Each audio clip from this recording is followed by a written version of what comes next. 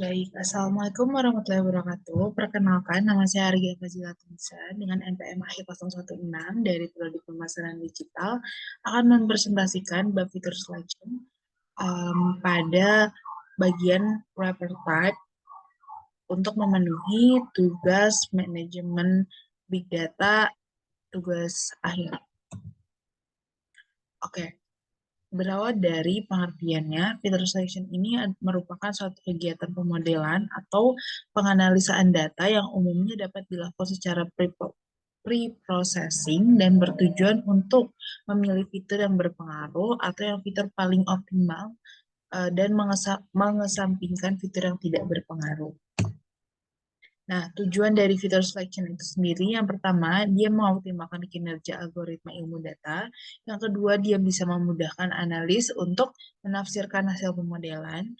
Lalu yang ketiga, dia bisa menghilangkan variabel independen yang berkorelasi tinggi dan mempertahankan variabel independen yang mungkin berkorelasi tinggi satu sama lain.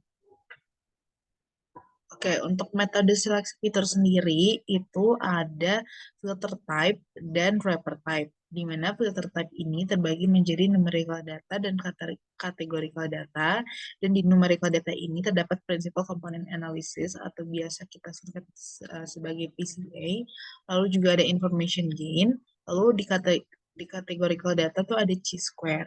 Nah, di tipe selanjutnya ada wrapper type, di mana wrapper type ini terbagi menjadi numerical data, dan numerical data ini terbagi menjadi forward selection dan backward elimination. Nah, di presentasi kali ini saya akan menjelaskan mengenai wrapper type. Oke, untuk metode seleksi fitur sendiri, wrapper type ini dapat diartikan untuk mengoptimalkan pembelajaran tertentu untuk suatu algoritma, di mana wrapper sense ini dapat dianggap sebagai fitur selection yang diawasi metode. Pada metode ini, melakukan filter selection dengan melakukan pemilihan bersamaan dengan pelaksanaan pemodelan.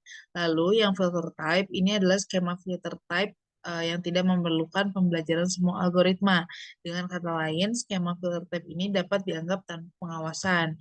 Nah, pada metode ini juga tipe filter hampir sama dengan selection type wrapper dengan menggunakan intrinsic statistical properties dari data. Nah, kita masuk ke wrapper type-nya sendiri. Wrapper type ini yaitu proses pemilihan fitur yang menggunakan sebuah algoritma dari machine learning sebagai black box evaluator untuk menemukan subset yang berisikan fitur-fitur yang terbaik dari keseluruhan dataset yang digunakan. Nah, hasil dari kategori wrapper ini nantinya sangat bergantung pada algoritma pembelajaran yang digunakan. Metode dari seleksi fitur ini juga akan menghasilkan subset fitur yang berpotensial untuk menghasilkan performa yang tinggi, dan nanti juga performa yang tinggi ini uh, disebabkan oleh kecocokan dari subset tersebut dengan learning algoritma yang digunakan. Lalu ada alur kerjanya. Di sini dari semua fitur yang ada uh, uh, diseleksi lagi menggunakan fitur subset generation, lalu juga menggunakan learning algoritma, dan nanti akan menghasilkan performance. Nah, berdasarkan gambar di samping ini juga digambarkan bahwa dalam pendekatan wrapper type akan diambil dan diuji kombinasinya dengan learning algoritma ini. Lalu proses ini akan terus diulang hingga dihasilkan subset fitur yang berisikan kombinasi fitur-fitur yang relevan dari hasil pengujian. Kayak gitu. Lanjut ke jenis-jenis wrapper type. Yang pertama ada forward selection. Forward selection ini memulai dengan pemilihan atribut yang kosong, dan di setiap putarannya menambahkan setiap atribut yang tidak digunakan dari contoh set yang diberikan. Untuk setiap atribut yang ditambahkan, nanti kinerjanya diperkirakan menggunakan operator dalam, misalnya validasi silang. Nah, nantinya hanya atribut yang memberikan peningkatan kerja tertinggi yang ditambahkan ke dalam pilihan. Lalu juga ada backward elimination, di mana backward elimination ini kebalikannya dari forward selection. Backward elimination ini menggunakan semua fitur dan setelah itu kita akan menghapus fitur yang paling tidak signifikan pada setiap iterasi yang meningkatkan kinerja model. Cara tersebut akan diulang terus sampai tidak ada perbaikan atau peningkatan performa pada penghapusan fitur tersebut. Nah, ini adalah praktikum forward selection-nya. Step pertama, kita ambil dataset dari UCA atau Kaggle, tapi di sini saya menggunakan dataset dari UCA, yaitu dataset heart disease. Nah, lanjut ke step 2, di mana kita membuka Rapid Miner dan masukkan datasetnya menggunakan read CSV ini, dan lalu kita tambahkan operator setrol. Nah, di operator setrol ini kita edit parametersnya, atribut name-nya diubah menjadi ke atribut yang ke-14, lalu target role-nya menjadi label. Lalu setelah kita memasukkan setrol, masukkan juga operator numerik to polinomial dan atur atribut filter type-nya menjadi single dan atribut name-nya menjadi atribut 14. Ya, di sini. Setelah kita memasukkan operator numerik to polinomial, kita juga memasukkan operator split data. Ini fungsinya untuk memisahkan testing dan data testing dan data training. Nah, kita atur rasionya ini saya memakai rasio yang 0,8 dan 0,2. Nah, selanjutnya kita masukkan operator intinya itu operator forward selection, di mana nanti kita juga bisa mengatur parameters dari operator forward selection ini. Di di parametersnya kita ubah maximal number of attributes-nya menjadi 10 dan juga stopping behavior-nya menjadi without increase.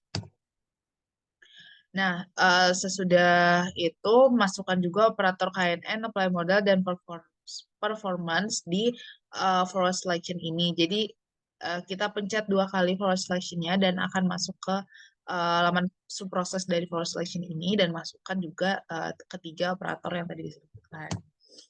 Lalu setelah itu kita tambahkan operator optimize parameters di main process ya.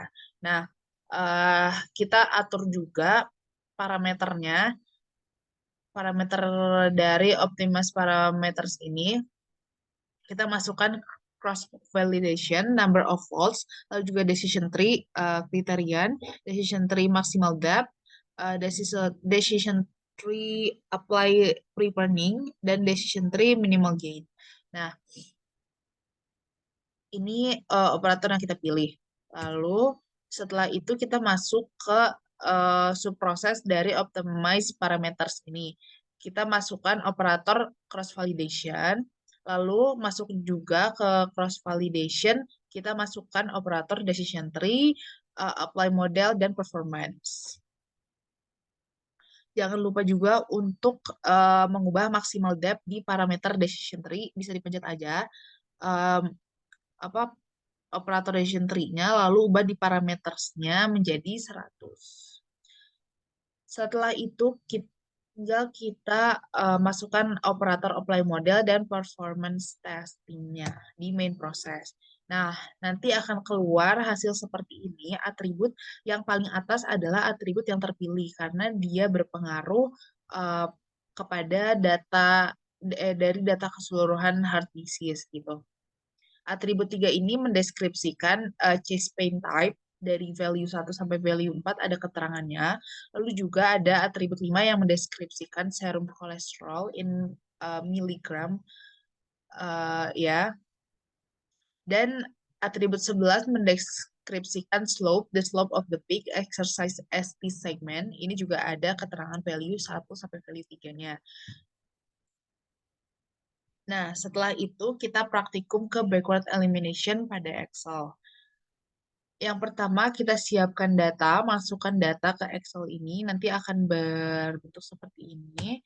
Lalu juga setelah memasukkan data, klik data, lalu cari data analis, lalu regression, lalu klik OK. Selanjutnya, blok overall pada input Y, lalu blok amenities, comfort, and in-house dining pada input X, lalu checklist labels, ganti worksheet jadi model 1, lalu klik OK. Karena merupakan seleksi mundur, jadi seleksi semua atribut lalu menghapus satu persatu. Bisa dilihat contohnya di sini, tadi kita input Y yang ini range-nya, terus juga di blok amenities, comfort and house dine-in, terus diikutin aja di gambar ini. Tahap selanjutnya akan didapatkan hasil seperti ini. Ada regression statistik, ANOVA, dan ANOVA-nya. Di sini juga ada regression-nya, ada significance F-nya, ada R-square-nya atau chi-square-nya, ada juga koefisien dan lain-lainnya di sini. Nah, selanjutnya buat data rangkuman, dan jika p-value di bawah 0,05, artinya signifikan dengan variabel independen yang dianalisis. Contohnya ini. Nah, tahap selanjutnya lakukan model 2 comfort and in-house dining, model 3 amenities dan in-house dining, model 4 amenities dan comfort, model 5 amenities, model 6 in-house dining, dan model 7 comfort. Lakukan secara berulang seperti tahapan tadi, lalu didapatkan hasil seperti di bawah ini. Seperti yang ini, dan pada hasil perbandingan di bawah juga model amenities dan in-house dining adalah model yang paling signifikan terhadap overall karena mempunyai nilai p-value di bawah 0,05 dari nilai R2 paling tinggi.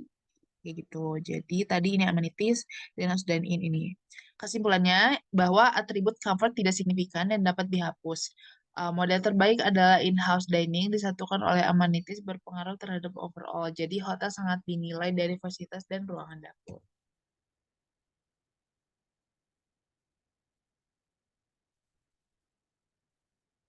Oke, untuk evaluasi kerjanya, jadi bab ini membahas dasar-dasar dari bagian penting dalam ilmu data secara keseluruhan, yaitu pemilihan fitur atau reduksi dimensi, di mana hipotesis utama di antara semua metode pemilihan fitur adalah bahwa pemilihan fitur yang baik menghasilkan atribut atau fitur yang pertama sangat berkorelasi dengan kelas atau variabel target dalam klasifikasi, lalu juga tidak berkorelasi satu sama lain atau menghindari multikolinearialitas.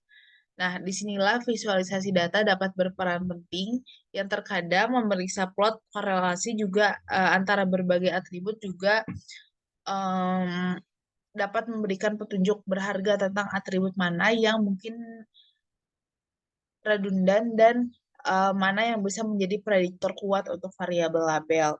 Nah, variabel yang nah kelebihan dari metode forward selection ini yaitu sebagai alternatif untuk mengurangi kemungkinan adanya multikolinearitas dalam model yang terbentuk. Di sisi lain, metode ini juga memiliki kekurangan, yaitu dapat memungkinkan adanya lebih banyak variabel prediktor yang tidak begitu signifikan. Mungkin segitu presentasi dari saya. Mohon maaf bila ada kekurangan. Assalamualaikum warahmatullahi wabarakatuh.